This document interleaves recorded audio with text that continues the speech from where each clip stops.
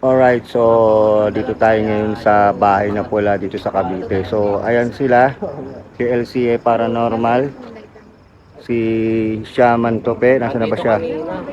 Ayan. Ayan si Shaman Tope, saka si Trisha. So gagawin natin ngayon, ako mag-isa. First time to, papasukin ang bahay na pula.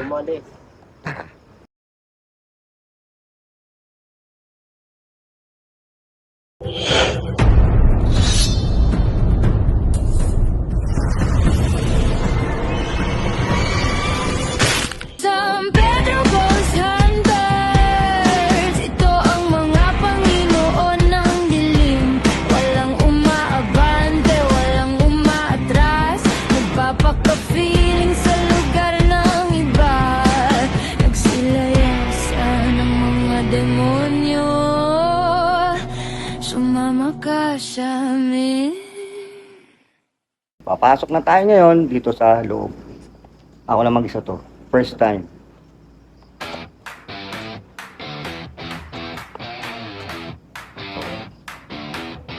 Nakikita niyo dito, no? Ayun siya.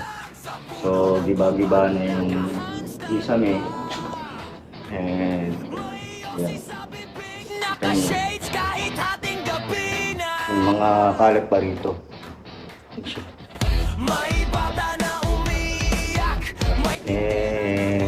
Tunog pa yun. Ito yung loob ng bahay na pula na sinasabi na merong tikbalang. So sila, nandun silang lahat ngayon sa labas. First time kong pumasok mag-explore mag-isa sa ganitong lugar. Ito rin siya, yung banyo. Diba? Talagang ano siya. Wala naman, wala akong nararamdaman dito sa lugar na to.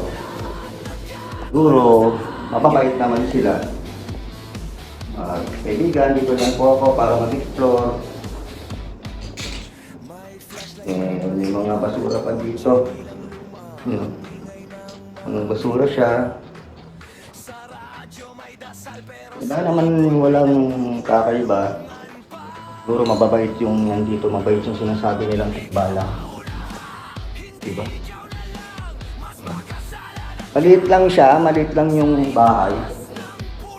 And sinasabi nila na bahay na pula kasi yung sa labas, yung kulay ng bahay is pula. Makikita nyo.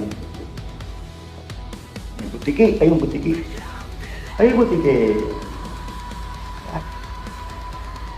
Wala namang kakaiba dito.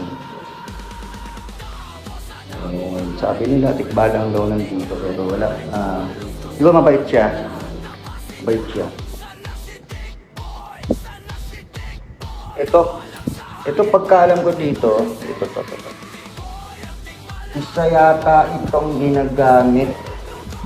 ginagamit sa elemento para hindi ka malapitan o something. Yung mga nakakalam dyan, mag-comment lang po kayo kung anong ito.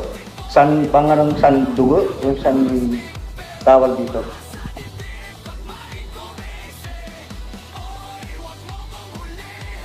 And syempre, ito talagang kakaiba dito. Yan, ito. Yan. Kayo naman, sana naman galangin naman yung lugar.